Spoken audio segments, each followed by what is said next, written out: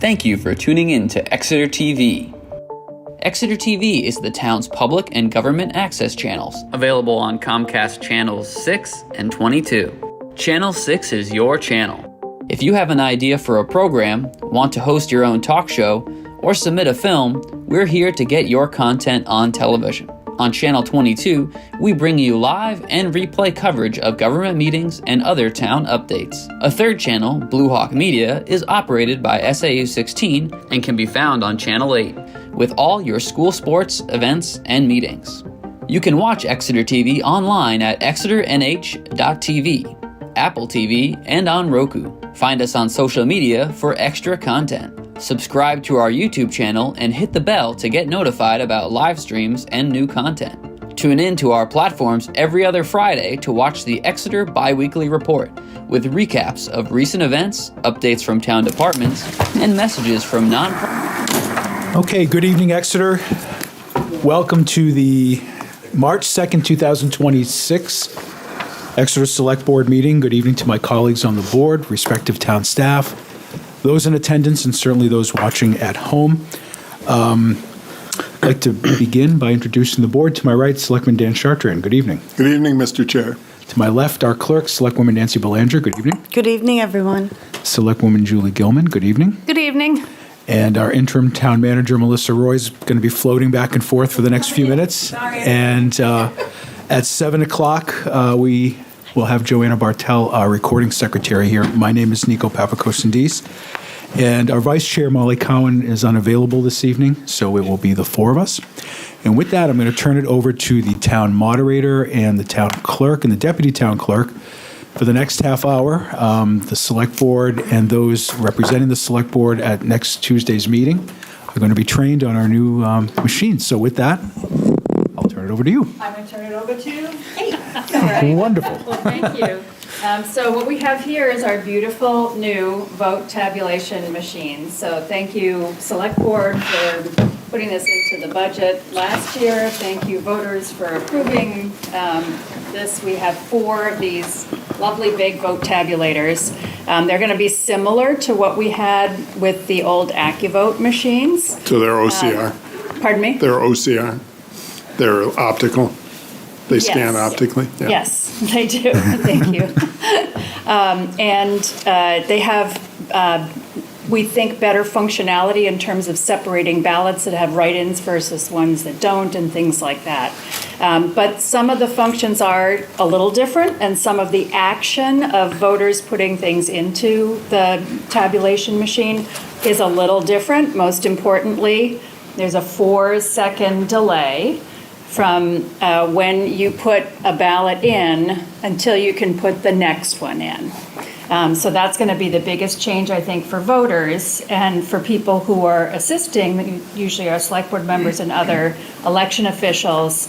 It'll be important to help educate the voters as they come up with their ballots in terms of what to expect.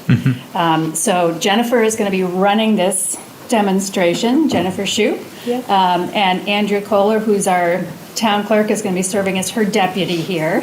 Jennifer is actually testing ballots. We have to test ballots before the election to make sure the tabulator's working properly, so that she sends them in through the machine every possible which way. So there are 4 different orientations: upside down, right side up, backwards, frontwards. And make sure that the machine's counting them properly. So she's using this testing opportunity to also train the select board, and we hope some of our residents who are watching and may pick up this information that way. So take it away, Jennifer. Okay, well, before we got started, I put some ballots in and I just jammed it up. So perfect example of how we're gonna get this cleared up. So once we put them in, if it gets jammed up here, it will give us a message right here on the main menu. Stand over here if you want to be able to see. Come on. These are me for election day. You sit here either if you don't want to be able to see. So if you don't mind standing over this way. It's okay. I'm going to stay Because the here. camera's right over there. Yep. Thank you. So I cleared the jam just by using this key fob, and I'm going to start the voting session. The visual aid here will tell me whether it has been counted or not. So basically I'm gonna put my ballot in any which way. I'm gonna pause. I'm gonna wait for the green check like our sticker says. And you can see here, it said, congratulations, and we got our green check. So then we can go off to the next one. Okay. So that bundle is done, so we're gonna Don't we go gotta to the one more? next. Yeah, that one is. Okay, so let me pull these out. This is how we empty ballot counting machine, is by scooping them up. Some things have not changed. Some things have not changed. And there is a divider inside that that's the end of recognizes write-ins. That's part of the delay, Do we is the have one machine more is to do? scanning to see if there are any There's write-ins. 36. Those go in a right. separate bin inside. So that one's done, Um, just go to that. So I'll go to this one. Correct, and it's actually, it gets flipped and it's underneath the front part. The rest of this is the main cabinet for things that don't have write-ins. And the anomalies. Correct, that's So- correct. The ballot itself is a series of 5 pages, so when people come up, there'll be 2 machines set up that will have just the town ballot, which will be 3 white ballots, and then we'll have one specific for yellow and one specific for orange, and And those are for those two here's school orange, one is for the districts. school and one is for the co-op, you'll see that. But when they come up for the town ballot, they're gonna have 3, but every time they put one in, it's gonna be kind of just a quick insert, pause, Wait for the check. scanning, wait for our check, success.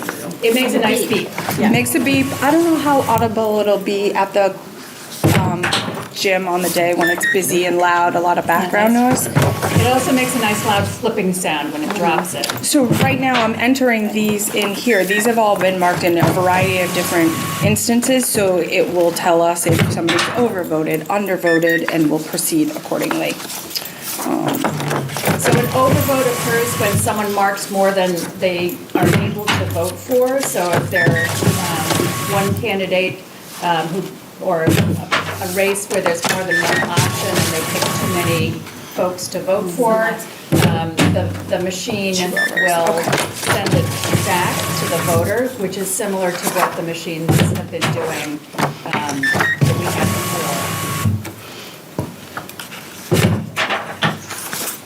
It does make a good noise. Okay, so did you see that ballot? Yep. The one that got just about returned. Yep, so overvote. Your ballot was rejected. Please call a poll worker for assistance. So you'll be standing there. We'll summon Kate and we'll give the ballot back to the voter and let them decide how they would like to proceed, which would be a hand count, which would go here. So this machine now has a special slot for hand count ballots. So if the machine rejects it, saying it's an overvote, that means it has to be hand counted. So we'll probably have the voter walk around and put it into the slot. Yeah, they can. It's either or. So they don't Correct. have to take this option. They Right, could if also they want- ask They can do a redo. that. They could ask for a new ballot. Correct. So I should drop this in here, is that right? Don't now, because then I'm just going to Because then you're just gonna have to take it out. I mean, during the day. So if a voter makes a mistake when they're voting, either they realize they voted for the wrong thing, or if a situation like this where they black in too many ovals, they can always go to one of the poll workers and say, I made a mistake, I'd like a new ballot, and what we do is called spoiling that ballot, so we mark it as having been used but not counted, put it aside, and then give them a fresh ballot, and they can fill that out. So if people make mistakes, they can always redo. We allow plenty of chances so that people can vote. So not being familiar with who, like I'm pro temper Nancy, so who would I go to? I wouldn't be able to do that, I assume. Yeah. Correct. Okay. Jennifer or I can take that ballot. Okay. Andy. Yeah. Can take the ballot. Overvote. I'm doing these same ones, so we're gonna get the same results with the 2. Now I'm putting him in a different direction. Any orientation works. I'm just following a pattern so that I can make sure that they're all tested. And that one flipped straight through. Yep. So I come up and I didn't pay quite good attention. I'm gonna try to jam 2 in there. No, doesn't want. So it is gonna give you a signal that that's not okay. And you can instruct the voter just to take this away. The visual here is very clear whether it's been counted or how to proceed, so if you're just kind of keeping track of that, you'll know what's going on. So the messaging on that display is much better than on the other. Yes. Yeah, because I'm not sure we even had much messaging. There was It's- a little bit. It was very minimal, Yeah, but this it is was- pretty clear. Could be big. Well, this is something that the voter can see. And the voter That's sees so- that exactly. That's So it's exactly right. just basically prompting them to wait. It's not much different in the way that we've done it in the past. There's just before you could kind of pull them in a little quicker. Okay, so, and people will look at the ballot counter number to make sure their ballot was counted. Yeah, as long, if they were paying attention to the number before they put it in there. But yes, you're absolutely correct. I get that a lot. Yeah. And it's got a check mark, it says success, that's helpful too, as well.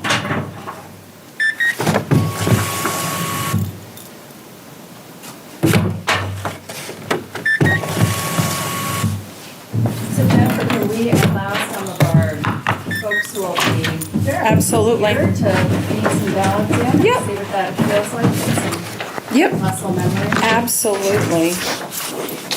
I just asked that, I'm gonna hand it to you in a specific direction and it needs to go in that way.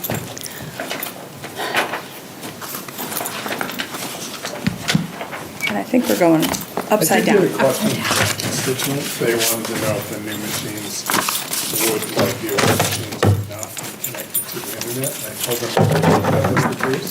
Yes. Yeah, that's correct, These are yeah. standalone, they're not, No, They're the only totally thing- managed by us on site. and that's Yeah, it. they're connected to power. Yep. That's it. But there's no Okay. electronic connection. other than Nope, the power. and, anybody wanna give it a go? Sure. Here you go. I'm just gonna put them face down and So, just and I slide just them put right 'em in through face me. down? Yep, Yeah, one at a time.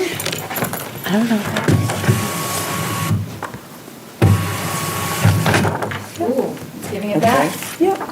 So that means. And that, it's a quick message, so Yep, if you see it kind of pop up, but you saw. that it Okay, came up as and a then vote. I would hand that to, Yep, this This is is an overvote? an overvote, yep. Okay, so if it were a Yeah. voter, they would put it For hand count. reject. in here. Yep. You and I. What is But you can sign the not other one something if you you want to do is you don't want to start peering at the ballot with the voter because ballots are private. And so if someone says, well, what did I do wrong? You don't look at it. You tell them you didn't do anything wrong, but the machine is not able to read something on there. Sure. If you want to redo your ballot, you can get the rest done. If not, you can put it in here and it'll be hand counted. And there are times when the people who are doing the hand counting, which is the other poll workers, select board members who are not on the ballot as well as others, can discern what someone wanted from the way that the ballot is marked. And so if someone blackened two ovals and crossed one out, the machine can't read it, but a person could and say, oh, they clearly didn't want that one.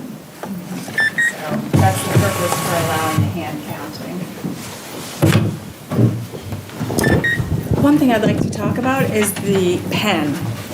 Everybody's used to the Sharpies, and then we moved to the Bic pens. We are now using these Bic Flares. This is the only pen that we'll be using. We've ordered plenty. They'll be in all of the booths, and that is the pen to be used on these ballots. No more Sharpies, no more ballpoint. These are the pens. Bleeding No through. substitute. Except no substitutes. Not necessarily bleeding through, but just very sensitive and Okay, because that's what some of the people tend to not like, the idea that the bleeding Yeah. through is happening. These won't bleed through. Anybody else? That's, thank you. Yeah. I'm gonna give it a whirl. All right. And There you if go. they do, it doesn't affect the score. They don't line up Yeah. on the other side, yeah. But, Thank you. and they also work to, as a stylus. Yeah. Conveniently. So that works too. Okay. So if somebody comes up and they insist they want the hand count, they just put it in that Yes, so I would say you want to sort of escort the voter around here and have them put in. Okay. If there's a moderator or assistant moderator, You just pull it. And that's where we'd have an interaction with the voter and let them know what their agreed. options are. And, It was kind of, Okay. it wasn't coming out easily. I didn't know Yeah. if it was okay to pull it. yeah, no, that's fine. Okay, check. Printing on one side because of the new machine or? No, this just happens to be one of the styles of ballots. So we have two that are printed on both sides. Actually, three out of the five. But this is the third page of the town ballot, and it's only one side. But our reports over the library too, or just here? I don't know. I'll just ask.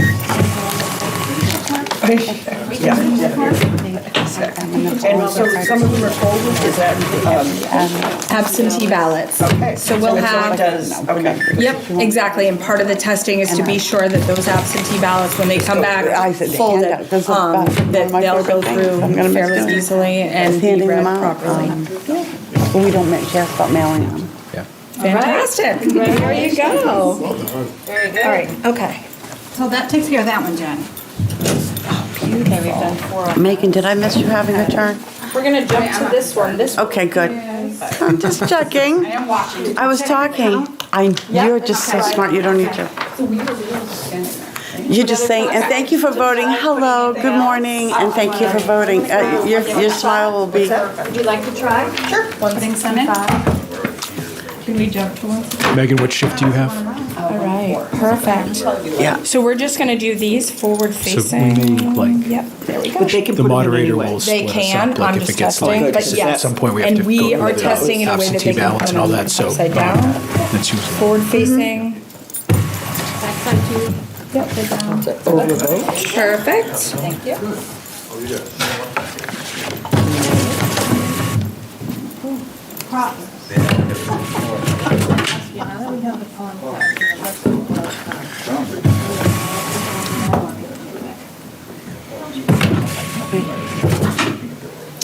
It's a more accurate check. I think with the pause, it'll feel like it might take longer. However, I have a feeling we're going to have less jams and less reacting to different situations versus having this extra few seconds to wait for this to go through.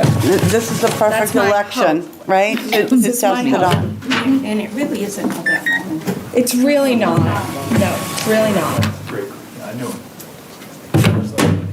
It sounds like it's really throwing. I know, it's like. It doesn't sound like shredder, That's good. We don't want people to see that. right? So hopefully that will allay some feelings there, alleviate them, right? I'm hoping. Oh, so many This one times. makes That's sense. what made me think of it. One of our votes in this particular selection. These little numbers here are letting us know about the style. No, it's fine. The cameras will go right up over your head, because That check-in is quicker at the front end and more accurate. Because it's very hard doing all this. There's so many things that Mark said. Yeah, that, Can we stop? and with the pressure of lines and, you know, so it might be Lindsay and Does anybody else want a chance to? Glenn comes in. very easy. We're gonna put them in upside down. Yeah. This way. We call it, so it is this way. Feet first. We're doing them anyway? Nope. Okay, 'cause I thought the other ones were flipped.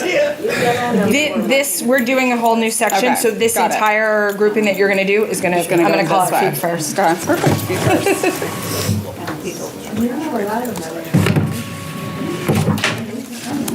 I mean, I mean, it's within the layout in terms of being the area of the balance. Just very good. Now to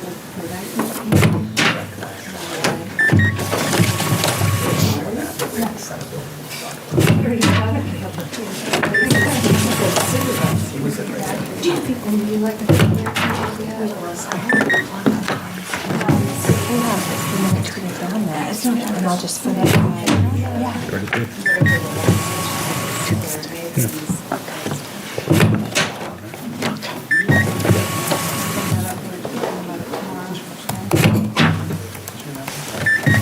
Does everybody feel good about what they're seeing? It's not much different, it's just sort of kind of coaching some people to kind of take The a tempo's beat. a little bit different. Tempo, But it's exactly. steady. Exactly. And we got our overvote. Fantastic. Right. Yeah, no, it's fantastic. Yeah. And the fact that the display is so much more I think the informative display for is both very the poll worker helpful. and the voter. Well, I noticed it won't grab it until it beeps, after it beeps. It won't grab it. Exactly, So yep. you can't force it. Okay, so now. Anybody else? Anybody else want to have a chance? Everybody feels good? put some back? I was watching. I think we'll be all right. We have to do the back side of this ballot. Would any of Okay. our observers like to try putting a ballot in the new ballot counting machine? Check it out. Did you guys hear? Anybody So wanna there's a try? training for the new machine. Does anyone that'd be wanna great. wanna give it a try before they stop? Yeah, back side either way. Just The Okay. biggest difference is a So 4-minute I am wait, testing 4-second these, so wait it's important. between. We're gonna just keep them going all the same way because we're trying all different ways. So if you don't mind inserting them this way, one at a time. Yep, and then this will give you a indication of how you're doing. You got a little bit of a delay, so you could pop the next one. Wait for the beep. Wait for the beep, you'll see the check mark, that's also an indication of success. Maybe the part that I missed at the beginning was that you can put them in anyway. You can put them over anyway. That's great. Because I think that was something I was missing. Yeah. Voter, like they don't, there's no instruction, like they will just do it. Yes. And it's like, So very specific because I'm testing Yeah. all of the different orientations. Right. However, when a voter comes up, if there's putting them in. every which Yep. way, perfect, Right. put them in, Okay, just, yeah, only this the is the same. overvotes will get flagged. That's right. Yep, exactly. That's, yeah, I always have. So the voters still do the feeding. The voters absolutely do the feeding. Yep. And they'll also get a kickback, so as we go, you'll see. Not the kind that you're interested in. Can't have it all. Choice of words, choice of words. So you wait for the beep. That's easy. Somebody else? No, we've all played. They're all, Keep going, there's they're only all a few and you standing in haven't for gotten to the part yeah. where it really gets exciting. Thank you. Crazy right now. Uh-oh, that's not allowed. It makes quite a nice snack. Well, good job. Yeah. And one more. One more. Last but not least. Okay, so that one is Rejection. being Yeah. rejected. So on the display, it'll tell you. It did say an overvote, but I will say it comes quick, so if you're not paying attention, but it did, you can try it again, go ahead. We Yeah, can it'll be keep close doing enough. this. It doesn't matter because it's not gonna go through. So if this were Yeah. voting day, what we would Yeah. ask is that you walk around the I'm just gonna give the them machine here. a 5-minute. And this little vertical on the slot is for timer. hand Yeah, counts. hand And counts. so you'd walk around and put it right in there. But because we don't want to have to push you out of this little Yeah. apartment, we're going to give this to Oh, yeah. our Thank you, very deputy good. clerk who's emptying the bin. Thank you. Thank you. All right. I think that is care of that. Well done. Okay. Good job, yes, thank you. So we just got to. Diane, Margaret, Megan, thank you so much for coming and for filling in for me. Would other members of the audience like to try using our new vote tabulation machine? It's okay. Yes. Oh, that would be I know, it's okay. But really, if you have Yes, that's great. Okay. You don't want me and Steve Singler doing this now. This is important. Yeah, so it's, One at a time. all right, so. We have This to. is a little bit different from what you might be doing, but this is good to know because it's, But it has as to a be voter, you're gonna be doing this. I am testing them, so that is Yeah. important that we keep them all Kate's the facing this moderator way and for is in this charge of particular elections. Okay. instance, but on voting day, you can put them in You have however to, you like. thank you so much. For now, Appreciate They it. all have to go in the same way. Yep, perfect. just one of each, man. Keep it You good? one of each. Yay, thank you, can try. Megan. Thank you so much for Try coming putting tonight. 2 in, let's see what happens. So you do wait, oh really? Ooh. Let's try to mess it up. Your job. See if Jay's vote ends up counting. No, it won't even let you. It's too smart. Oh, Wicked smart. Okay, yep. No way. It's not gonna let let's you. not break it. Not yet. Nope. One at a time. Look at that. So you said there's a 4-second It's about 4 like a seconds. buffer time. So it's a little bit different, like Dan said, it's more about the tempo. The action's the same. Good luck. Overall, it's going to be Feel a little faster. pressure. But the I think tempo is overall, slightly more absolutely. measured. But that's good.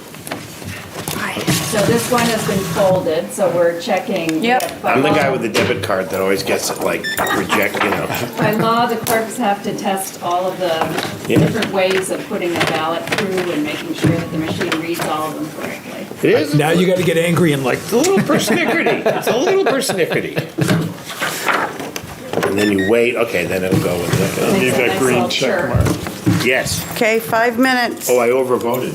All right, let me just finish these and then we will skedaddle. This one will be done. Perfect. Then you can set. Where would you like to be? We moved you, I think. Jen, did you hear my timing? 5 minutes. Yeah, I'm leaving. This is it. Not I to just wanna rush get you out the through. door, but Nope, this is actually perfect timing. I appreciate you letting us come to visit. Now, would you like us to roll this large receptacle out? We have to, I have to. We will now. This large receptacle. do you need some help? Ladies, do we need help? We don't. You sure? No, thank you. no, they got it up here. And Kate and I were, Kate was gonna go down to see the status and then it appeared.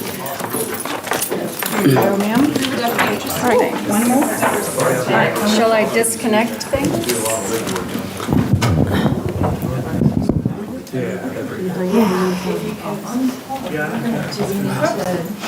Oh, it's under your desk. Nope, I gotta finish shifting and then. I got this one? Thank you, Gabe. Thank you.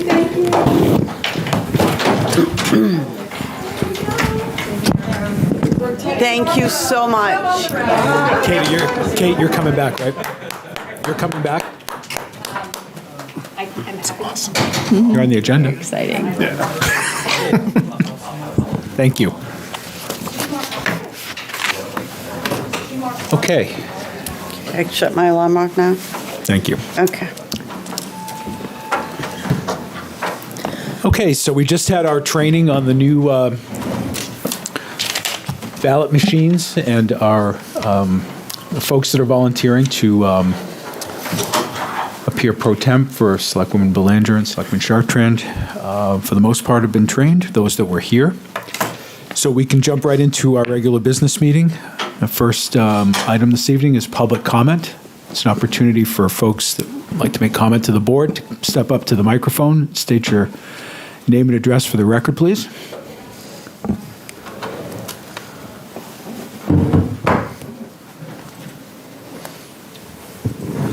Hello, I'm Keith Whitehouse of West Side Drive. Good evening, Keith. I'm just here to let the voters know that there's going to be a table at the polling place for Pearpoint Park to try to inform the public and raise money to get the design done. And also to, ask this panel to continue to consider my proposal of filling in the park so we can have a fundraising event there, which I will host. I'd like to use this shovel to break ground on that sometime soon. So I appreciate your interest. Thank you. Thank you, Keith. Can you give us the history on the shovel? This shovel was used to break ground on the water treatment plant in 1972. It was used by my great-grandfather, George Bean. Wow. And What was his name? George Bean. So he was the director of waterworks from 1924 until 1963. Yeah. And I knew him. He died when I was 21. He lived on Green Hill. So this means a lot to me and to our community. So I thank you for your time. Thank you for sharing Thank you that. for the history on that, too.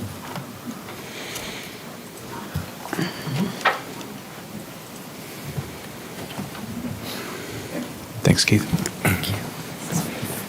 This is different. Jay Child, 7 Hunter Place. Lisa Wilson, 6 Robin Lane. My sister and I and our families, we just wanted to take a moment to thank the Select Board for your kind remarks and remembrances of our dad, Bill Childs, who passed away a few weeks ago. We also wanted to take this opportunity to thank the community of Exeter and beyond, who have overwhelmingly reached out and shared their condolences, but also their memories and their stories of Dad, reflecting on his kindness and his humor, as well as his talents, and how he impacted their lives. Selectman Chartrand, you articulated something in your remarks last meeting about Dad and his art that maybe those of us closest to him didn't fully grasp. The way Dad captured the town of Exeter and the surrounding landscapes has taught us to treasure this town and the waterways and the landscapes even more, and to want to care for them even more, to love it all the way he loved it, and hopefully invite generations to come to truly see this community, in part through his artwork, and love it themselves. Yes.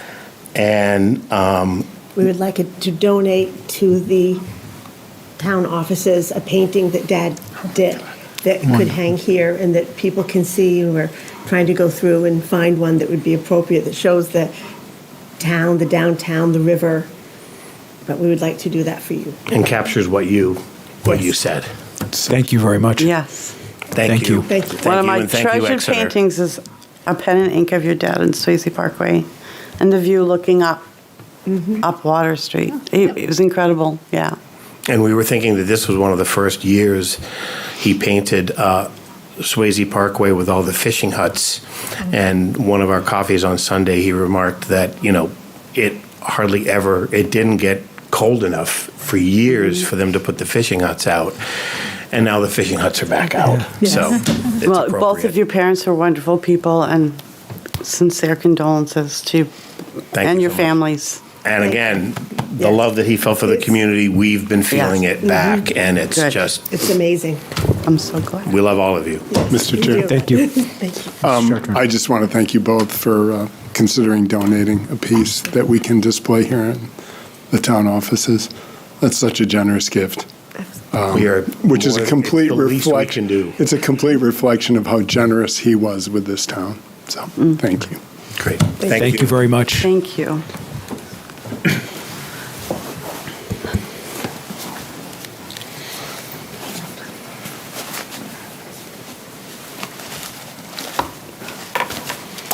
Any other public comment?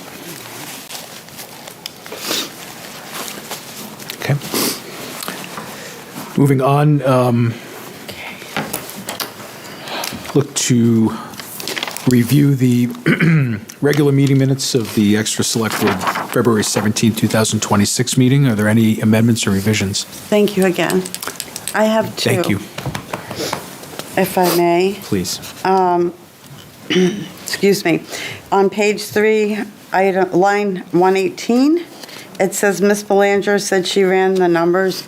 I could not possibly have run those numbers, so I may probably misspoke. So I asked for the numbers to be ran, so it should say Miss Belanger requested the numbers be run, and that Janet from our assessing office ran them. You would not want me to do that. And then on page 5, line 216, all the way over to the right, it says Ben Richards, and it's Silas Richards. Thank you. And that's it. Good catch. Any other amendments or revisions? What was the first one again? It was on page 3, line 118. It says Miss Belanger said she ran the numbers, and it was to do with the country club and the tax. Right. So it should be changed to It should be Ms. changed Belanger to asked for the numbers to be requested run. the numbers be ran, and that Janet in our assessor's office ran the numbers. Got it. Okay? Thank you. You're welcome. Okay, seeing no other amendments or revisions, I would entertain a motion to approve the Town of Exeter Select Board regular meeting minutes of February 17th, 2026 as amended. So moved. Second. So motion and a second. Any discussion? Seeing none, all those in favor? Aye. Aye. Opposed? Motion passes 4-0. Thank you. We do not have any appointments or resignations this evening, so we can jump right into our discussion items, and we're going to ask the town moderator to come back up, Kate Miller. It's going to get us prepared for Tuesday's election, which is going to have a record turnout. Yes. Thank you, and hopefully not a snowstorm. We've had those before. So yes, thank you very much. We had, before this meeting started, we did our training for the Select Board and those who will be assisting as pro tem Select Board members to staff the new tabulation machine. So we have a new vote tabulation machine. But I wanted to just go through some of the basics when it comes to Election Day. To remind everybody, it is going to be next Tuesday, the 10th of March. The polls open at 7 o'clock in the morning, and they stay open until 8 o'clock at night. The voting happens at the Talbot Gym at the old high school, which is at 30 Linden Street. The entrance is around the back, so you come in, usually folks enter at Linden Street, the driveway, before you reach the old high school building, and park around the back. Come on inside and proceed into the gym. There's also a more accessible entrance at the Seacoast School of Technology main entrance, which can be reached either by coming in that same driveway around the back and then driving around all the way to the front, and parking at the Seacoast School of Technology office and walking in that way. It's a little bit shorter, and it has ramps for people who might have trouble with mobility issues. And the parking is closer to the building. So two ways of coming in. When folks arrive in the gymnasium, there will be ballot clerks using the electronic poll pads to check them in. Everyone should bring a photo ID. New Hampshire law requires that voters have a photo ID. If someone has forgotten a photo ID, but they know some of the poll workers, such as the moderator, individuals can vouch for them, but it is, in case we are not available to do that, it's good for people to remember to bring their driver's license, a passport, something that has a photo ID on it. So once folks check in, they will then go to folks who are handing out the ballots. There are 5 pages on our ballots for this election, 3 for the town and 2 for our 2 school districts. So the Exeter Region Cooperative School District has a ballot, and the Exeter Elementary School District has a separate ballot. So there'll be 5 pieces of heavy-duty paper. Folks can mark them in the voting booths and then go to the vote tabulation machines, which look a little bit like the older machines, but they're kind of bigger and bulkier, and have some added features and are a little bit more up to date. So we're very excited to use them. Folks will have to wait a little bit as they're putting in the ballots, because there is a 4-second delay between ballots. The old machines, we used to be able to pop them in a little bit faster, but we get a nice little beep when it's ready to take another ballot, and on the screen that displays a nice check mark. And if there are any irregularities in the way the ballot is marked, the machine will return it to the voter because of what's called an overvote, and that goes into a pocket at the back of the machine for hand counting. At the end of the night, we empty all the ballots out, and then if there are hand count ballots to be dealt with and write-in to be tabulated, then all of that happens after the polls close. So we're excited. Folks who are not yet registered but reside in Exeter and are eligible to vote can register at the election if they bring all their documentation. So the clerk's website and the town election website has good information about what's needed in terms of citizenship and age and residency. or domicile. So folks can bring their paperwork, they can register. They should allow a little bit of extra time to do that because it does take a little bit of time. But if folks are eligible, they can register at the polls. So we are looking forward to seeing every eligible voter come through those doors. Terrific. Any questions for the moderator? I have one question about the hand counting because we get that question too. Yes. Other than the overvotes or the ones that get rejected and put, the voter has to put it in the slot, if somebody requests to just put it in the slot and not go through the machine at all, how does that get calculated? So there is a new law in New Hampshire that says if folks wish to have their ballot hand counted, that they can put it in the hand count slot. So the town of Exeter at town meeting quite a while, many years ago, voted to use the vote tabulation machines. But now, if voters would prefer that their ballots be hand counted, they can request that, and we'll direct the voters to walk around to the back where there's a vertical slot where they put the ballots in there. Any other questions? Is it going to snow? That's my question. Please, no snow. I heard sunny and 60. Yes. Nice. Well, Dan and I won't be there, so Dan and I that year, we had a blizzard. We're the ones that sat there at the Talbot Gym for anyone who wanted to vote that morning. Yes. Thank you very much. Thank you. Thank you. And we will see you Tuesday morning. Yes. A week from tomorrow. I know it. Okay. So the next discussion action item is rather exciting. We have our fire chief, Justin Pison, here, along with Bill Wood, who's from the New Hampshire Bureau of EMS. And they're here to recognize the town of Exeter as a heart-safe community. So good evening. Welcome. Thank you very much. So let me just give a quick history. So in 2020, I was tasked with figuring out how to become a heart-safe community. And so we started with Exeter High School. We kicked off our, we called them Citizen CPR program, that we started with sophomores at the high school. And we were so excited, 3 years into it, all graduating seniors, so there's some hands-on CPR. COVID hit and the wheels came off, and that was the end of the high school opportunity.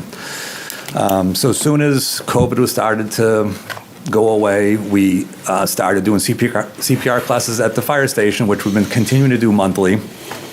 And that's just one piece of the puzzle. So I just wanted to briefly touch on what we had to do to get to where we are today. Obviously, all of us in the fire department have CPR and AED training, but that's only a small portion because we have to also get our public and our community to be familiar with CPR and using AEDs. And that was no easy task, especially where all AEDs come at a cost. They're not cheap. However, the service that they provide when needed is obviously immeasurable. Bill has been instrumental with the state. They do offer a discounted program if you buy through the state. There's a couple companies that you can get them for a little bit less money. So that was one piece. So obviously trying to get people to spend the money and doing that outreach took us some time. I handed that project off to Deputy Chief Brian Booth a couple of years ago, and he continued on. And I wanted to make sure, outside of Ryan had to do a lot of legwork, do the application, work with Bill, a lot of back and forth. But really, Kevin St. James is one of our firefighter AMTs that is owed a gigantic thank you. Kevin is the individual who does the majority of our CPR classes. He's in weeknights after work or wherever he is. He's in the fire station on his time off, and without Kevin, we would not be where we are today. Kevin has also been instrumental in allowing most of us become CPR instructors. So it just provides more resources in the community to get out and perform these programs that we just couldn't do before. And there's a lot of paperwork. Can you imagine? It's a never-ending mountain of paperwork that just never goes away, and Kevin does all that stuff for us. So I want to make sure between Deputy Chief Booth and Kevin St. James, I get to sit here and be the face of this because somebody else did a lot of hard work behind the scenes, and I want to make sure I thank them. Another key piece of this is advanced cardiac life support. So ACLS is a credentialing that all paramedics are required to take in the state of New Hampshire to be licensed.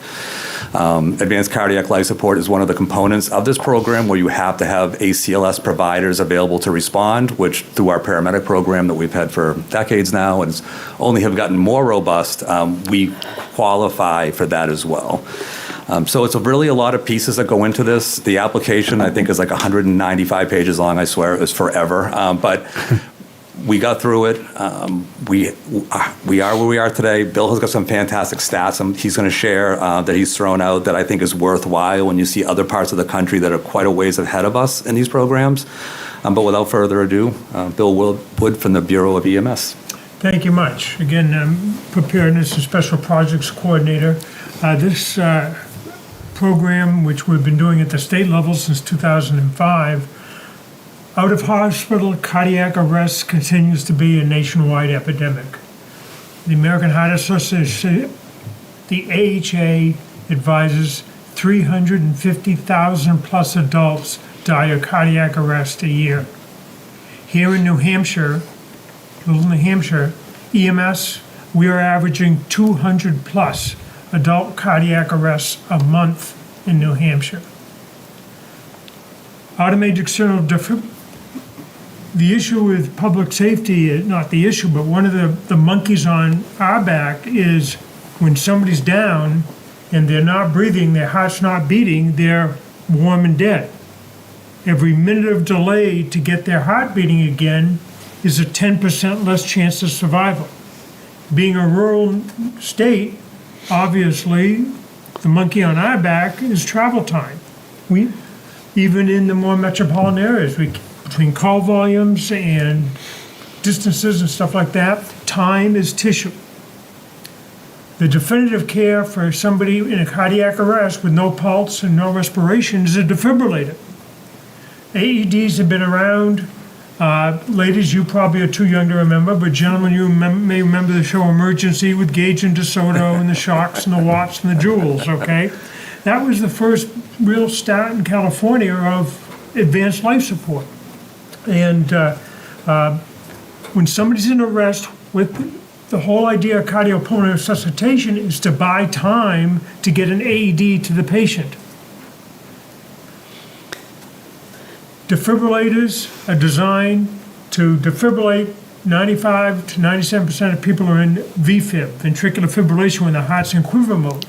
CPR just keeps people oxygenated and the blood flowing by doing CPR, to buy time for definitive care. As defibrillators over the years have gotten smaller and more sophisticated, they truly are life-saving pieces of equipment. AEDs are regulated by the Food and Drug Administration as medical devices, require physician authorization to purchase them. Nationwide, the effort's been to get AEDs out into public places. Through the initiative, what we did as far as the Department of Safety, in cooperation with Health and Human Services, we went out to the state contract process. And over the last years, we've had 4 of the most popular brands of AEDs already in New Hampshire on state bid. Bid prices of 30 to 50% discounts. And anybody can purchase off that contract, public, private, individuals, businesses, or whatever. It's been hugely successful. AEDs required by law under our EMS statute that AEDs other than for home personal use need to be registered with 911, with the Department of Safety.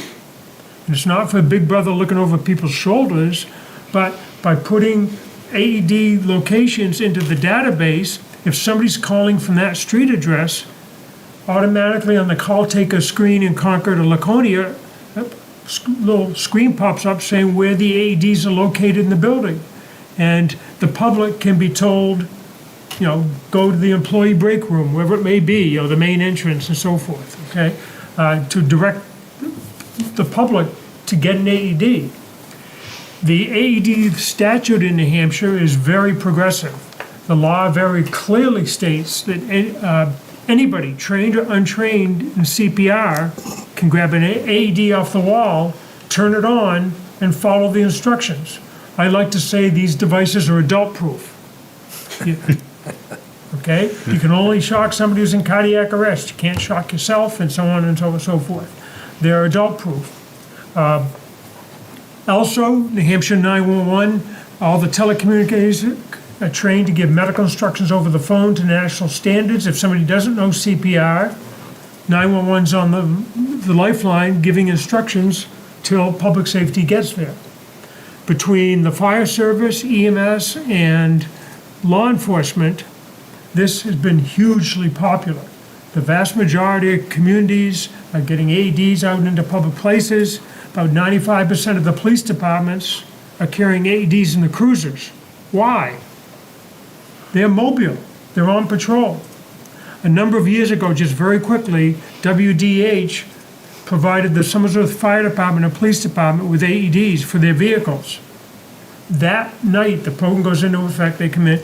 That night, 2 o'clock in the morning, 911 gets a call for a cardiac arrest at a private residence in Somersworth. The call goes out to fire and police. There is a Somersworth police cruiser on patrol at the end of the street where the call is. The officer had first shock on the patient within 2 minutes at 2 o'clock in the morning of the call. And it's grown from there.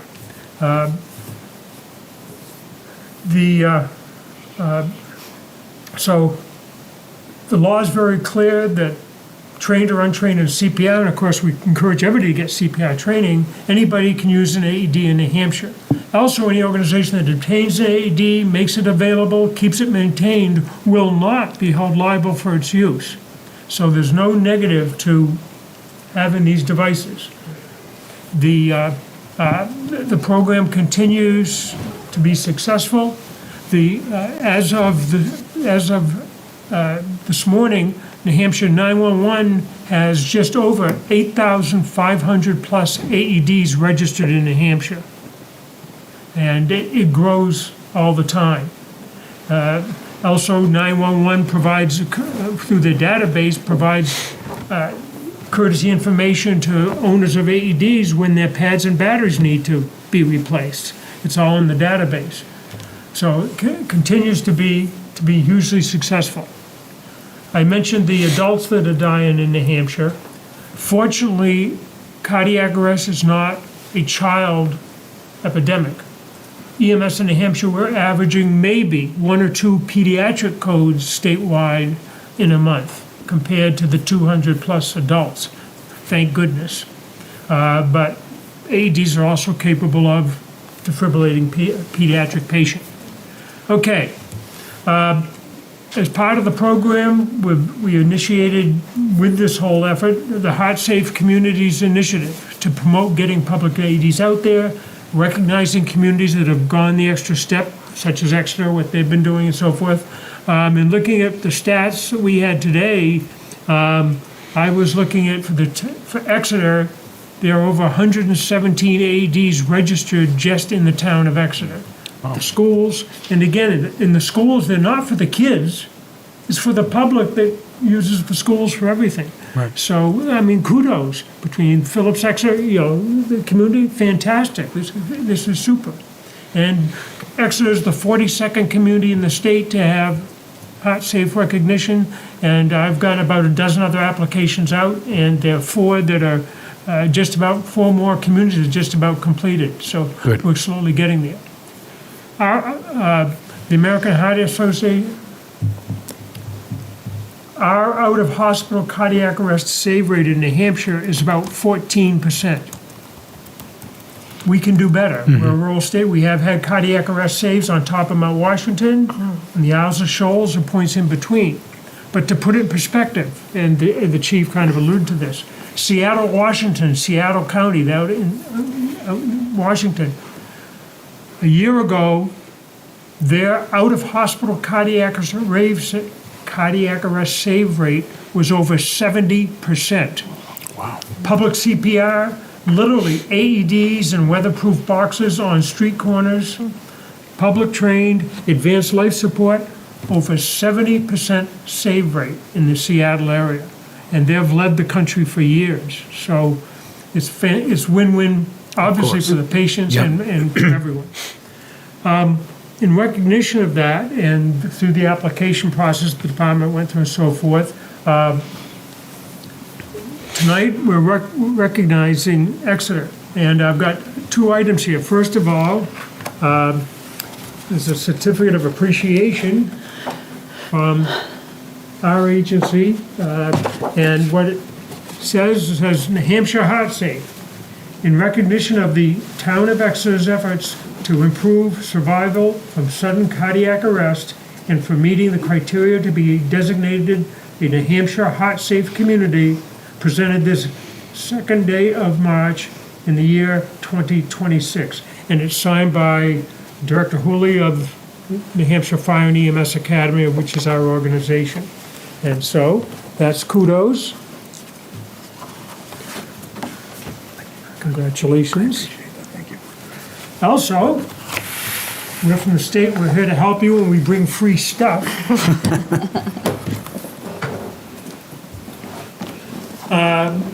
Public sign for the community. Most of the communities, this hangs in the town office or town hall, whatever, just because, as it reads, you are entering a heart-safe community, dial 911. New Hampshire Heart Safe.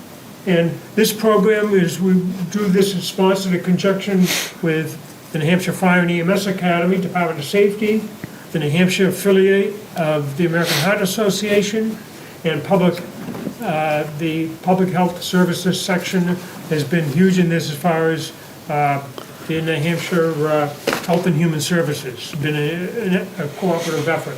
And so this is for your community to hopefully put in a prominent place. Again, typically it's somewhere in the town office, so people can realize the effort. And that, again, kudos. I appreciate it. Thank you very much. Thank you. First of all, Bill, thank you very much for joining us this evening, and thank you for the Bureau for all of the work that you have done with our community, so that we can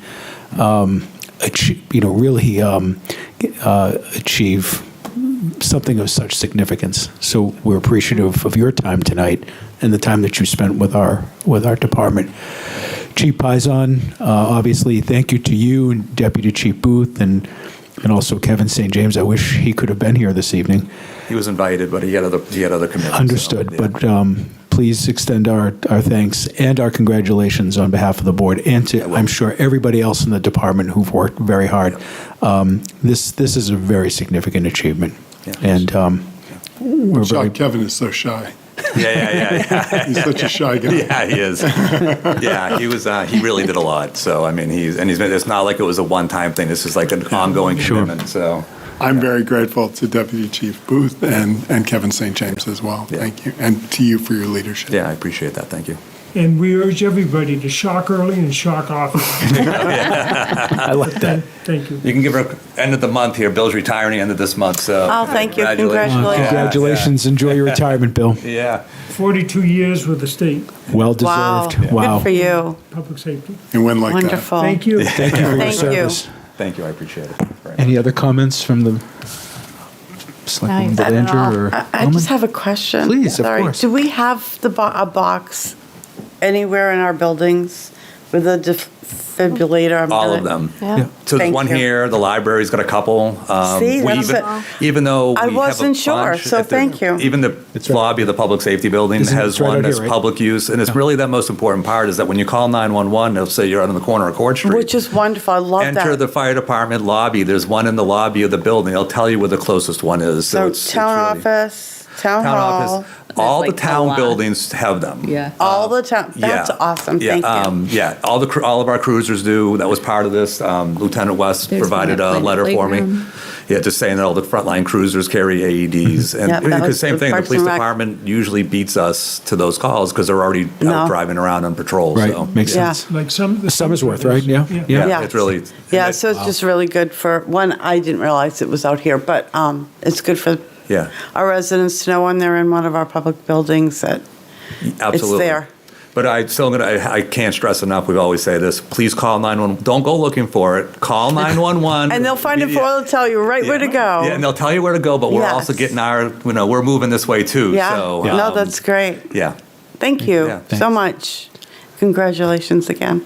Thank you. Yeah, thanks, Bill. Thank Thanks for you. your 42 years of service. Yes. Yeah, 42 Thanks. years. You can leave that right there. Chief, we'll need you back. Yeah, I was going to say, Justin, where are you going? I'm not going far. Okay. So Deputy Chief Booth, you'll be joining. Yep. All right. SB 245. Oh, yeah. Exciting stuff. All right. So I came, I think it was October, November timeframe, probably. Things just weren't in a spot where we really felt comfortable moving forward. Assistant Chief Matheson, Deputy Chief Booth, and myself took part in a webinar late December that the state put on. And they're showing us the information they've got together for how the contracts and such, and what we can see, there's typos, and I reached out to Melissa, I was like, we're not ready to do this yet. Let's let some bugs get ironed out, we don't need to be first. So they've gotten their bugs ironed out, and we're ready to move forward with trying to explain a little bit what the bill's about, what it does for us, what it will do going forward, which I think is really important. So a couple quick notes. I'm going to read a couple things. You have to indulge me. Because I always know that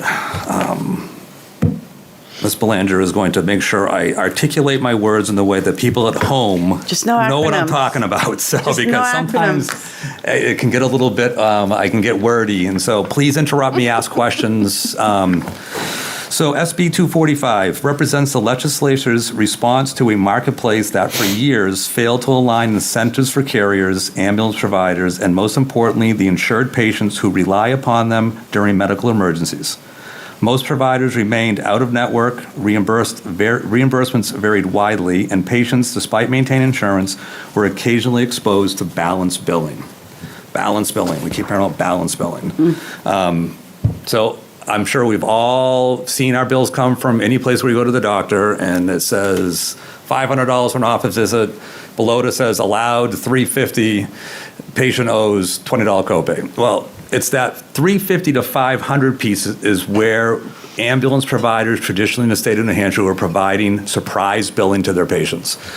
Round numbers, we bill somebody $2,000 for an ambulance transport. Their insurance company pays $1,000 towards that. They're expected to pay the other $1,000. We don't do this in Exeter, but some communities will pursue that through collections and other means. We've never done that, and it's not something we're going to do. So that's where the balance billing portion comes into play.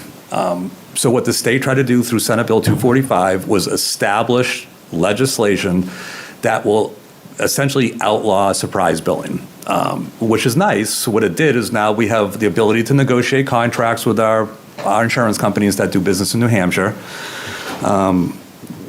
There's quite a few of them. There's 5 big ones that we're focusing on will be Anthem, Blue Cross Blue Shield, Cigna, United Healthcare, WellSense, and Aetna are some of the largest providers. And they're all going to be paying the exact same rates no matter where you are in the state of New Hampshire. So if you're in Colebrook or Pittsburgh or Hampton or Exeter, people that have signed on to this, we're going to get the exact same bill at the exact same amount of money to the penny, and it will be reimbursed by these insurance companies because we will go out after we get approval to do so, and we'll negotiate contracts with all these individuals, companies. The state has already supplied us with the boilerplate verbiage. This came through the New Hampshire Department of Insurance, so they're overseeing this whole process. The one thing it doesn't do, and this is why I want to make sure I'm crystal clear about this, Medicare, Medicaid, and TRICARE, which is the military's health plan, they are what they are. So Medicare, we can bill Medicare $5,000 for a call, doesn't matter. Medicare is going to reimburse us $470 for that call. Probably can recognize $470 when you're putting at least 2 people in an ambulance with the expense of the ambulance and the equipment is not enough to cover expenses. So this was really hurting the private ambulance services. I mean, we're fortunate. We're obviously subsidized by the taxpayers of Exeter. However, we do generate, and I'll get to that, some revenue through our ambulance revolving account. So that's it. In saying that, what Medicare reimburses, keep in mind about 70% of our calls fall under Medicare, Medicaid, and TRICARE. So we're talking about a very small portion of what we bill is through commercial insurance companies, and it only applies to in-state insurance companies. So student at PEA falls, we pick them up, bring them to the hospital, they live in California, well, it doesn't apply to them. So making sure I cover all that. What it does do is that through our negotiations, essentially what happens is we become an in-network provider that will fall under these insurance plans. If you looked up, if you want to look at ambulance transports or emergencies, Exeter would be on your list of individual communities that are in-network for that. So that allows the patient to not get that. They're going to pay whatever they pay. If their copay is $100 for an ambulance transport, that is all they'll ever pay. Currently, right now in the town of Exeter, a couple of years ago, before Chief Wilkin retired, we were supposed to regularly come back, and we need to relook at our what we charge our rates for transports, because things change over time. So right now, currently, the town of Exeter bills Medicare at 100%. So Medicare gives ALS 1, which is advanced life support, ALS 2, which is the most significant, and then BLS. Medicare gives you rates of those, what they'll pay you. Right now, we're Medicare plus 100%. The state of New Hampshire, what they negotiated with these carriers, with the insurance carriers, is 325% of Medicare. So obviously, it's a pretty large number compared to what we bill today.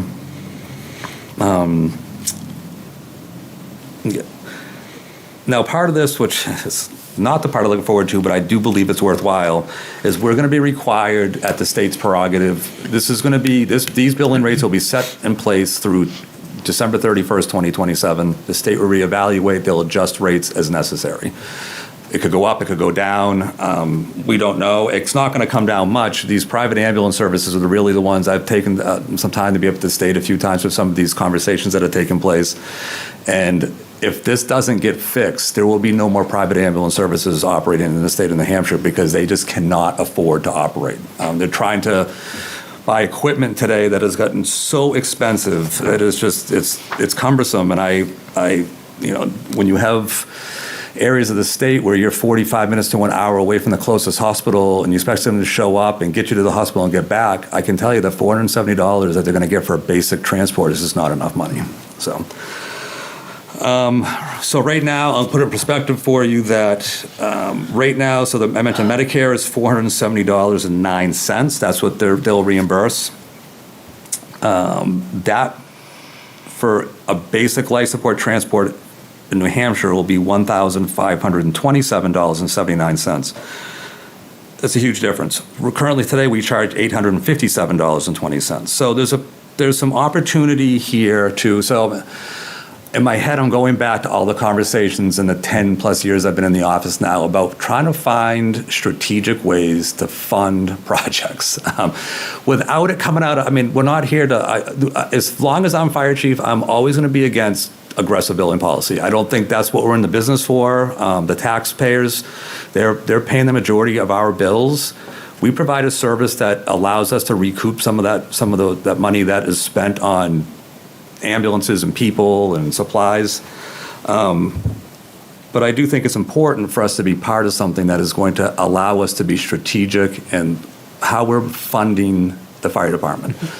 In 2024 was the first year we really took a big step. In 2024, 60% of our shift coverage overtime started coming out of the ambulance revolving account. That obviously is something that now we're not coming to general government for through our budget process. It goes through the EMS budget process, but it's a way for us to continuously give back. I'm trying to give back a set amount of money every year to help offset general taxation, but use the excess in ways that benefits the fire department in buying equipment. Because otherwise I'm gonna have to come back and ask to buy equipment anyway, so this is just an easier way to do it where we're not taking the money, asking people to take, it doesn't affect their taxes at all, which I think is important.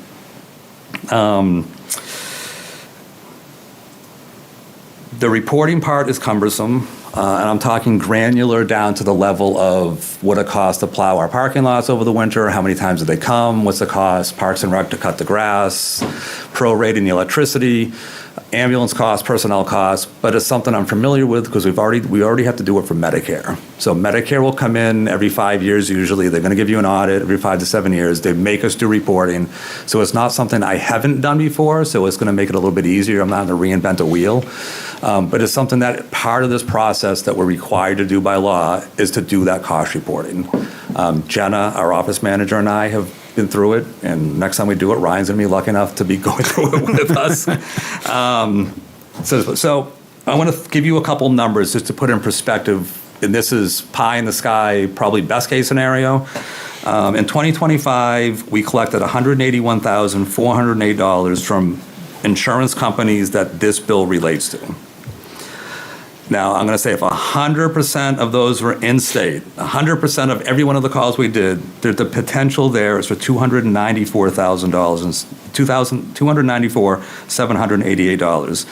And that number represents on our basic average of 80% collection rate. So out of all of our bills we send out, on average, we're in the low 80% collection area. That equates to about $113,000 more in ambulance receivables annually, without ever having anybody having to take money out of their pockets, without having to go to collections or anything else.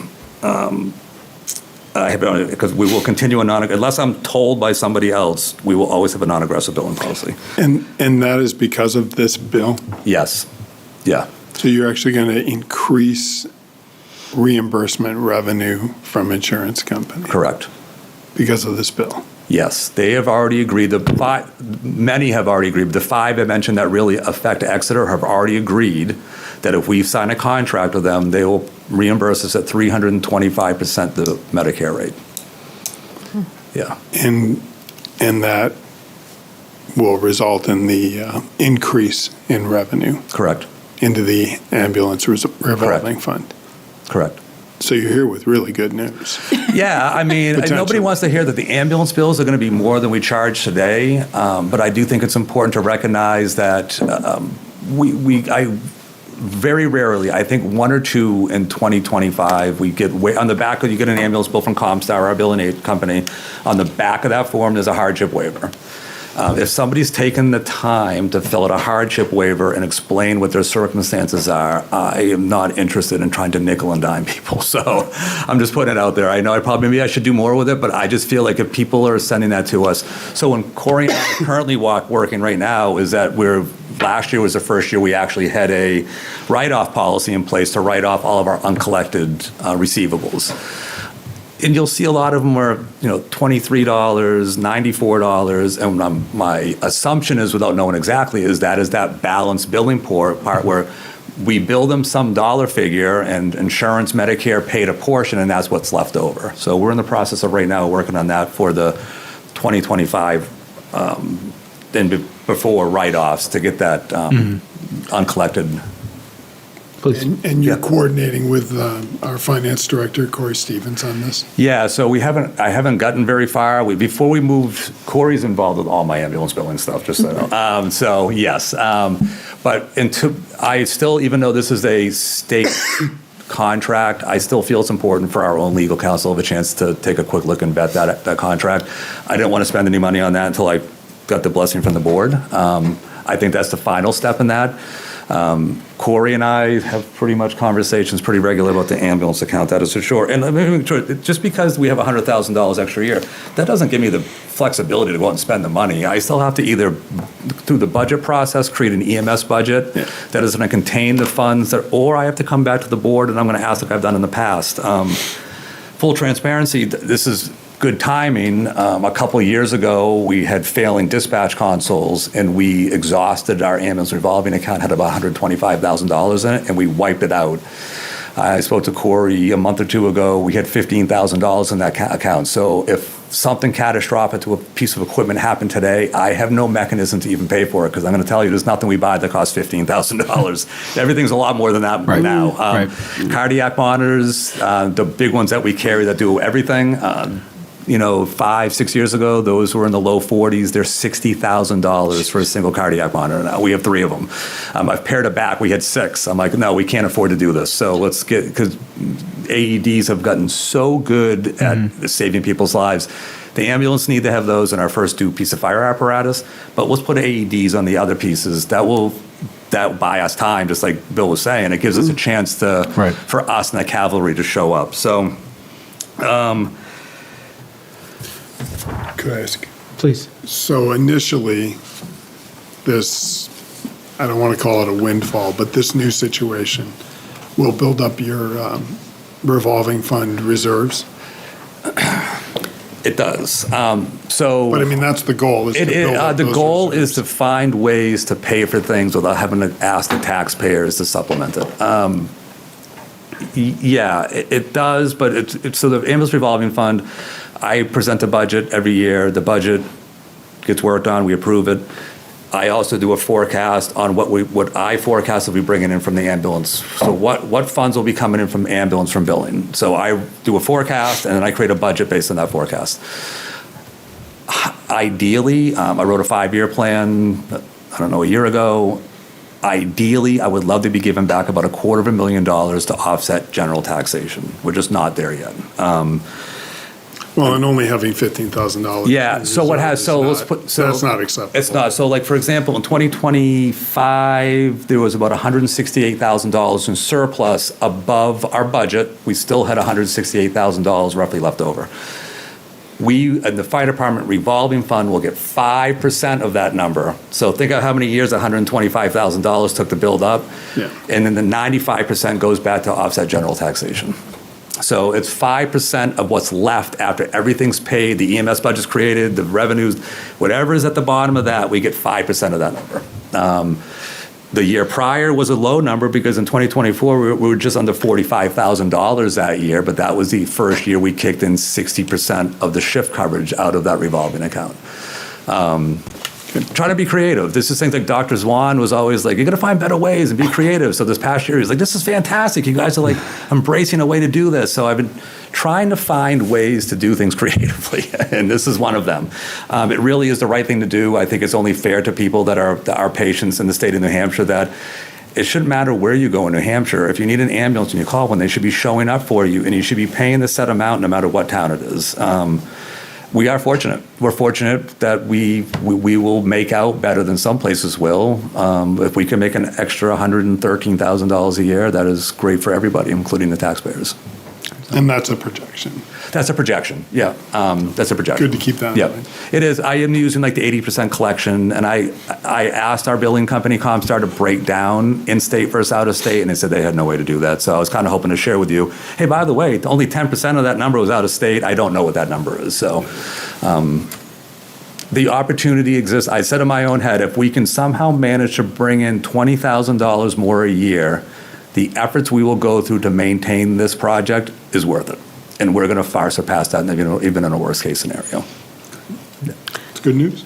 Yeah. So the effort, is that your report? Sounds like a very extensive report, but thankfully you already have how to do it in play, right? So it's just... Yeah, and what we're trying to do is, historically speaking, before Eric Bryan would come back every couple of years and be like, hey, we want to change our rates, so can we raise our rates to this amount of money, and which we would continue doing. This kind of alleviates that necessity because we're going to follow a law that was signed in. So that's why I was proposing a motion tonight that was a little bit more generic in that I don't need to come back here every year and ask for permission to adjust the rates. I'm asking for permission to embrace Senate Bill 245, so going forward, we just follow what the Senate bill is.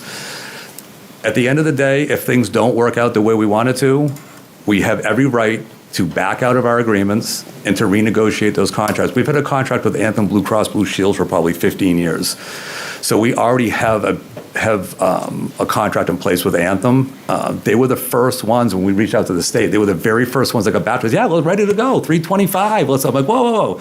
I appreciate it, but we're coming here on March 2nd. I don't want to do anything until I meet with my local government. So that's why we're here tonight. So I just want to follow up because I don't think I articulated myself very well. the amount of time, there's a cost to doing these reports that you have to do. Yes. Are you figuring those into your calculations? No, They have you doing like your prorated Yeah. for you yourself? Yeah. I mean, are you kind of keeping that in the back of your mind of how long these reports take? Yeah, that's kind of 'Cause the it's $20,000 manpower, number. right? And so, Yeah, you know, okay. I figured if it eclipses 20 grand, I'm Yeah. like, that $20,000 is a lot of money.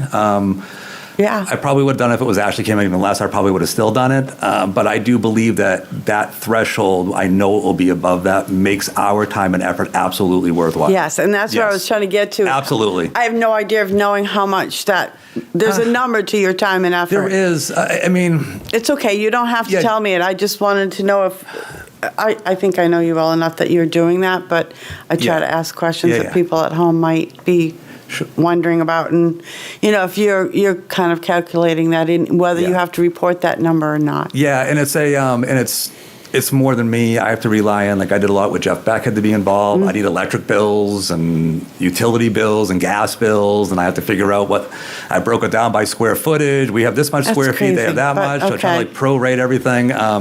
But it's all worthwhile even with that, because if I don't do that with Medicare, you instantly get a 10% reduction in your Medicare with what you can bill. So obviously, Right. what I said earlier, 70% of our calls are Medicare and Medicaid. It's an important process. Thankfully, you had that process in play already. Yeah, it was. It's a lot of work, but it's worth it. It sounds it. It is. That's why I wanted. It will. This is the first year of this, so this is only going to make this a more robust and system that the whole state is going to benefit from. So the more people that take the time to do what we're going to do, it's only going to benefit everybody that's involved in the be process getting phone from calls. top to bottom. Excuse me? You'll be getting phone calls on, Yeah. how did you do this? Yeah, I'm sure.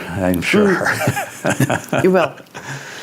Anyway, thank you. Yeah. But you're always happy to help. I am always happy to. That's fine. That's what I'm here for. So that's part of my job for sure. Selectwoman Gilman, did you have any comment or question? I don't remember passing it, but I'm glad we did. Now, this has been played with quite a few times. I'm looking at the number of bills that have gone through, and it started in 1990 with Medicare balanced billing. So, A little different too is, at least now, I mean, I remember Chief Como's had a real issue with the fact that a lot of these insurance companies reimburse the patients directly. And that was always a concern, because then we weren't getting paid. This takes that away. So anybody you negotiate with and sign a contract with, all the checks come directly to us. I like that so much better. It takes the pressure off the person who It does. It really does. could It does. possibly still be sick in the hospital at home, whatever. It just, you get paid. Adds unneeded And stress, right? It is unneeded stress on the person who's sick. I've had lots of people Yeah. over years come in that refused to do a waiver, and they came in and gave us a $20 check every month until they paid off their ambulance bill. And certainly if that's what you want to do, but not necessary, but if that's what you wanted to do. But yeah, this is good for everybody. It really Yes, is. it sounds like it. Selectman Chartran. So I think the ask is to kind of give approval for this in a blanket way. Yeah, so I'm looking at my chicken scratch that Yeah, I kind of scribbled out a motion, but I want you to be I just comfortable have a with it for sure. thought about that. I'd love to have a report on an annual basis, Yep. at least initially. So, So could we make that part of the motion? yeah, so this is what I had put down, is that I'll skip the motion part, but going forward, we will provide notice to the town manager and the select board if state adjusts rates.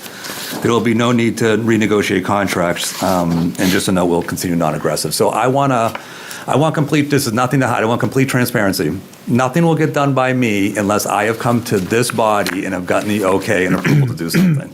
But I will if the state, I won't give you anything annually, only this cycle, because it doesn't even end until December 31st of 2027. Right. So, but if the rates change, you will be the absolute first, this group here will be the first people that know about that. Well, and just in terms of sort of what the results are, because you've given us a projection. Oh, yes. Oh, yes. And also a range. It'd be great annually to get a report on where we landed. Yeah, I'm looking at Corey, but that shouldn't be a big deal. We can certainly look at the differences. EMS fund, but we can break it out into the difference between what this was. But actually Yeah. come here and report on it. Yeah. so that the That's no public's problem. aware. But you're saying you can't do that until 12/31/27?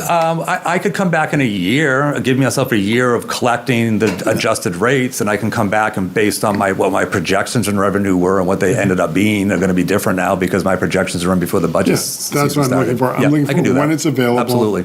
You come back here and you give us, this is where we landed. Absolutely. I can do that. So I can No problem. add that into what I, so I want to make sure I'm understanding you correctly. I'll add that into what I wrote, but are you comfortable at this point not setting a deadline, like say Oh, within no, a year? I- Like just maybe keep When that. it's available. When it's available? As available. As available. Sure. Rest of the board comfortable with that? Yes. Okay. And then my question, Chief, since I wrote this, you're going to commence negotiations after reviewing with council? Correct. So upon review with council, then you'll commence Correct. negotiations? Yes. Okay. I just want to make sure I had that. And I did Good. like your thought process on our town council reviewing. Yeah. I did like mean, that, thank you. It's the state insurance department who's done it. They're advocates That's for fine. everybody, both sides, the services and the patients. But I still think it's always important to have our own counsel vet something like that. So, I agree. yeah, Get what you paid for. yeah. We ready for a motion? Yes. Okay. I would entertain a motion to, upon review and approval of town council, authorize the fire chief or their designee to enter into negotiations with the appropriate insurance companies doing business in New Hampshire using the state of New Hampshire standard contract application to adjust ambulance billing rates as required based on the direction set forth in SB 245, and to further authorize the fire chief to prepare reports to the select board with data as available. Perfect. So moved. I'll second. It's a motion and a second. Is there discussion? Yeah, I have a thing. Please. Can you add next to SB 245, in parentheses, 2025? Because some other day, there's going to be an SB 245. Fair enough. Okay. Do we need to withdraw? So I'll withdraw my second. I'll withdraw my motion. Geez, Julie, that's putting some pressure on me. I will entertain a motion. You know, you look up 245, it comes up with, 3. No, I appreciate that catch. I will entertain a motion to, upon review and approval from town council, authorize the fire chief or their designee to enter into negotiations with the appropriate insurance companies doing business in New Hampshire using the state of New Hampshire standard contract application to adjust ambulance billing rates as required based on the directions set forth in SB 245, parentheses, 2025, and to further request that the fire chief present data to the select board as available. So moved. And I'll second again. Any discussion? Seeing none, all those in favor? Aye. Aye. Aye. Opposed? Motion carries 4-0. Thank you both. No, thank you very much. Great presentation. Thank you. No acronyms. I get sometimes, it's easy to start rattling off acronyms, and even when he said WDH, when Bill was like, WDH, I'm like, that's Wentworth Douglas Hospital. I was like, yeah, I know, but that's, I want to make sure I didn't people want to at home interrupt understand him. as well and appreciate where it comes Yes, from. So thank you. Thank you very much. Thank you both, and congratulations Yeah, again. thank you. Yes, thank you. All right, moving into our regular business, I will turn to our clerk. We have several abatements, credits, exemptions. We do. I'm going to move the following abatements. Map 110, Lot 2, Unit 66, in the amount of $189 for the tax year 2025. Second. There's a motion and a second. Any discussion? Seeing none, all those in favor? Aye. Aye. Opposed? 4-0. And map 63, Lot 102, Unit 1, in the amount of $195.10 for the tax year 2025. Second. There's a motion and a second. Any discussion? Seeing none, all those in favor? Aye. Aye. Opposed? 4-0. Now I'm on to veterans credits, and I'm going to do two at the same time. Map 71, Lot 10, Unit 4, and map 86, Lot 20, Unit 4, each in the amount of $2,000, each for the tax year 2026. Second. Any discussion? Seeing none, all those in favor? Aye. Aye. Opposed? It's 4-0. and map 104, lot 79, unit 204, in the amount of $500 for the tax year 2026. Second. Any discussion? Seeing none, all those in favor? Aye. Opposed? 4-0. I'm going to move the following elderly exemptions for map 104, lot 79, unit 11, and map 60, lot 9. Did I say that right? You did. You did. Yep. Okay, because there's a dash and not a slash. Each for the amount of $152 and $152,251 each for the tax year 2026. Second. Any discussion? Seeing none, all those in favor? Aye. Opposed? 0. And I'll move the following religious exemptions. Map 29, lot 21, unit E, in the amount of $1,546,700 for the tax year 2026. Second. There's a motion and a second. Is there any discussion? Seeing none, all those in favor? Aye. Aye. Opposed? Motion carries 4-0. Map 29, lot 26, for the amount of $578,100 for the tax year 2026. Second. Any discussion? Seeing none, all those in favor? Aye. Aye. Opposed? Motion carries 4-0. Map 95, lot 61, in the amount of $777,500 for the tax year 2026. Second. Motion and a second. Any discussion? Seeing none, all those in favor? Aye. Aye. Opposed? Motion carries 4-0. And I will move the following charitable exemption. Map 73, lot 292, in the amount of $592,000 for the tax year 2026. Second. Any discussion? Seeing none, all those in favor? Aye. Aye. Opposed? Motion carries 4-0. Thank you very much. Thank you. I will tell you that there is a bill at the House to not have the 501c3s, the religious and charitable exemptions, have to put in an application every year until we feel like going out and seeing if it's still doing its job. Or they might have said every 5 years, but pretty much it's like prove it today and it's approved for 5 years at least. So. Thank you. So we have a donation to accept this evening, and this donation, just a little bit of historical background. PEA every year has what they call their Winter Frolic. And as the Academy winds down from the winter break, the adults of the community enjoy their year-end signature gathering, which they call the Winter Frolic. And this year they raised over $10,000 in sponsor contributions on behalf of area food pantries, including St. Vincent de Paul and 68 Hours of Hunger, several others. Consistent with what PEA has done over the last 3 years, they have designated part of that money in a donation to the police department, specifically for this, our Maple, our support comfort dog. So this evening, I'm requesting that the Select Board accept this donation, and I would entertain a motion to accept the cash donation of $1,775 from the Winter Frolic Assorted Silent Auction to specifically support our comfort dog, Maple. So moved. Second. There's a motion and a second. Is there any discussion?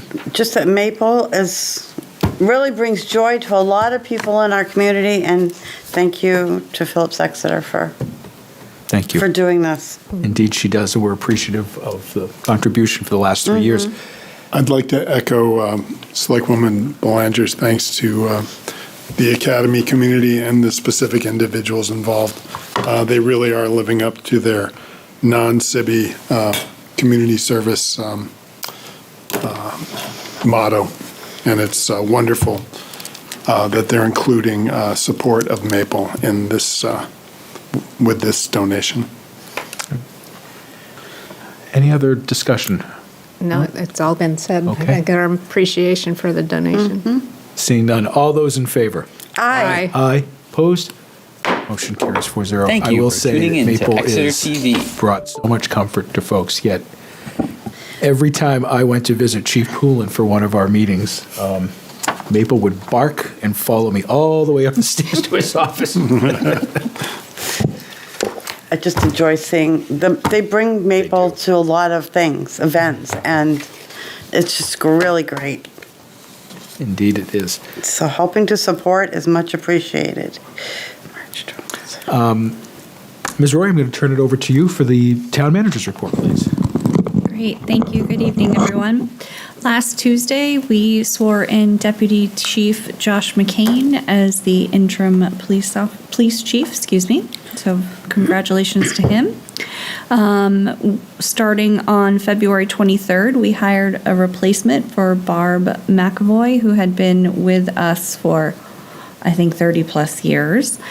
So Dawn Faringo is going to be joining the Building and Planning Department. So she's been with us for about 2 weeks. So welcome, Dawn.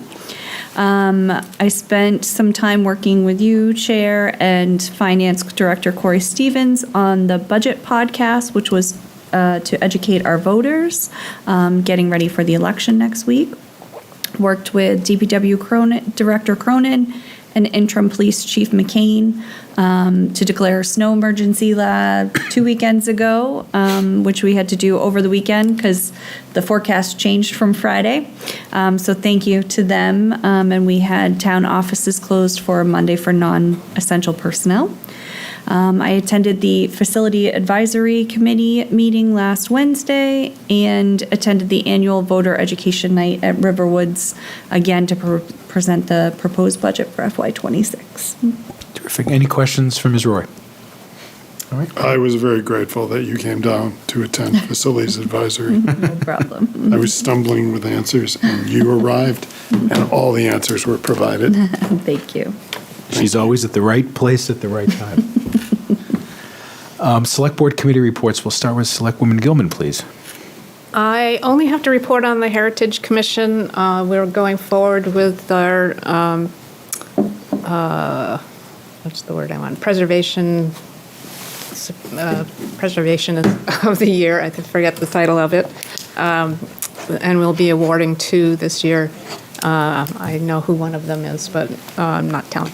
And also with the Heritage Commission today, the chair, Francoise Elise, and I led a tour of the Apothecary restaurant for the North Bennett Street School, who teaches preservation woodworking and preservation architecture in general. So it was a nice crowd. They ranged in age from just out of high school to changing from carpentry to specialized carpentry.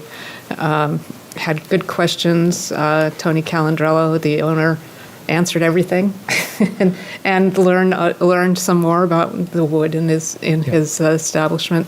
Went downstairs to Vino e Vivo, had the same kind of thing. A lot of good questions from the students. Told them to come back and work here. Then they went on to a tour of the Independence Museum. Terrific. Thank you. That's it. Selectwoman Belanger. I had one meeting. I had others, but not enough quorums. The quorum wasn't there, so. The planning board met on February 26th to discuss, this was the second discussion for the Exeter Complete Streets design.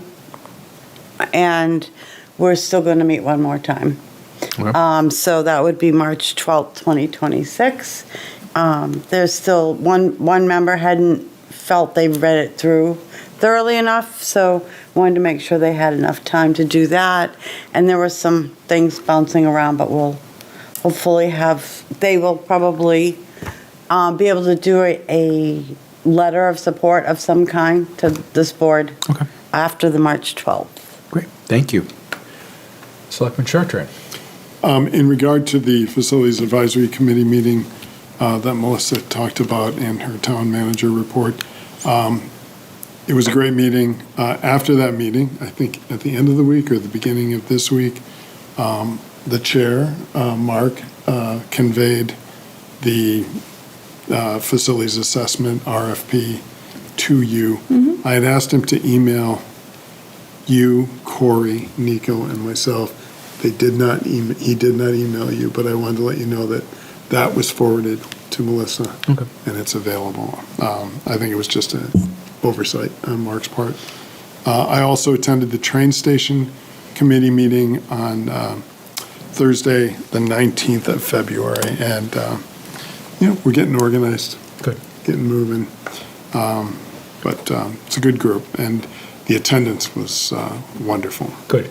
Yeah, I'm happy I to think hear that. almost everyone was there, if not everyone. Perfect. Including Jennifer, the chamber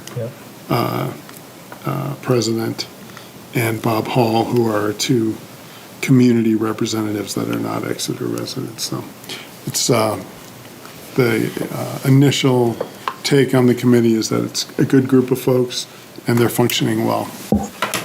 Thank you. I'm happy to hear that. Let's see. I also attended Interim Chief McCain's swearing in. Thank you for reminding me, because when I was preparing for tonight, I was trying to remember what I did on the 18th. And what I did on the 18th, I was very, very fortunate to be able to tag along with our Academy Award-winning finance director, who did a tremendous job on that video.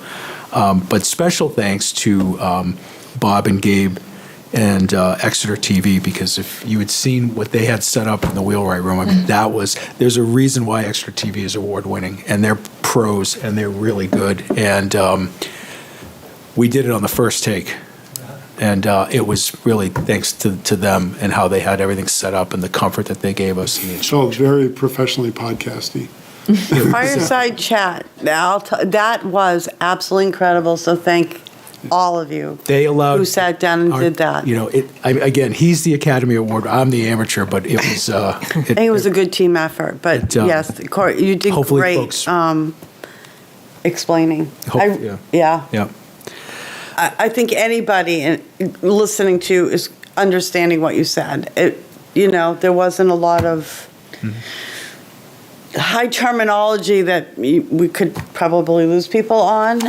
Talking about the unassigned fund balance and the water and sewer. You guys got everything in there. You hit all the high points, so thank you. Thank you for both so much.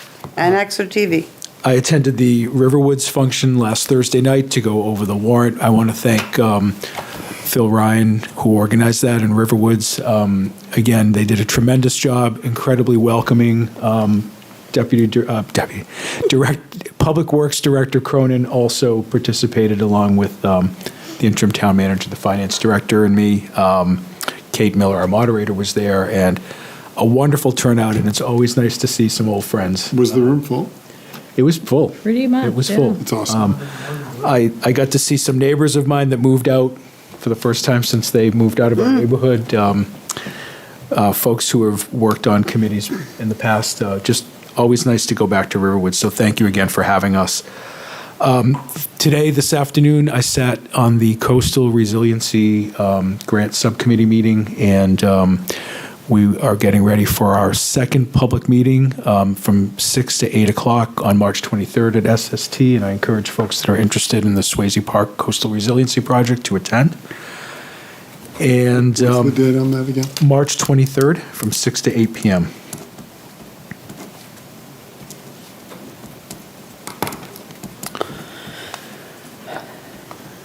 And again, I just want to remind folks, March 10th, next Tuesday, town election, 7 a.m. to 8 p.m. Tuck.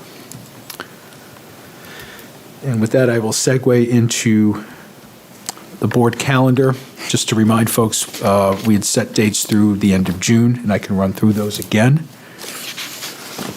March 16th, March 30th, April 13th, April 27th, May 4th, May 18th, June 1st, June 15th, and June 29th. Those are all Mondays.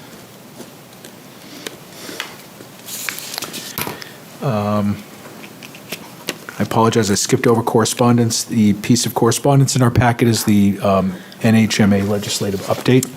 Mr. Chair, may I speak to that? Please. There are several bills listed on here that either have been acted on or will be soon. Crossover comes in the third week of March. So there's going to be some late nights in session at the State House. We've been there till 5 a.m. at some points, and I think this is going to be another year for that. Important ones for us is 1704. Wait a minute. And this one allows public employees to negotiate contracts individually, each employee. So this is an anti-union bill. Whatever your feeling is about unions, but this would just be crazy. We would have to have like a 5-person HR office for this or more. It's because people are going to come in, negotiate this, negotiate that, compare what they negotiated, come back and renegotiate, and it's just a crazy bill. We had one that came out of my committee, at least we killed it, that would only let you bond things if there was an emergency. So that would require a special town meeting, and then we have another bill that deals with tax caps and bonds don't count or do count, and my committee has seen its overshare of capping budgets or taxes and changes to the default budget. And that's what we're going to be talking about tomorrow. The default budget, one bill just does away with it altogether. So you just have the proposed budget, and if it fails, they give no solution. So I guess we can make it up. And the other one just talks about how we have to inform the public better about how the default is calculated. And when that came to us, the proponents or the folks who were supporting it, I mentioned that we have our spreadsheet and we have a column for what's going in the default budget and a column for an explanation of why. And the fellow responded is that, well, that's not our process.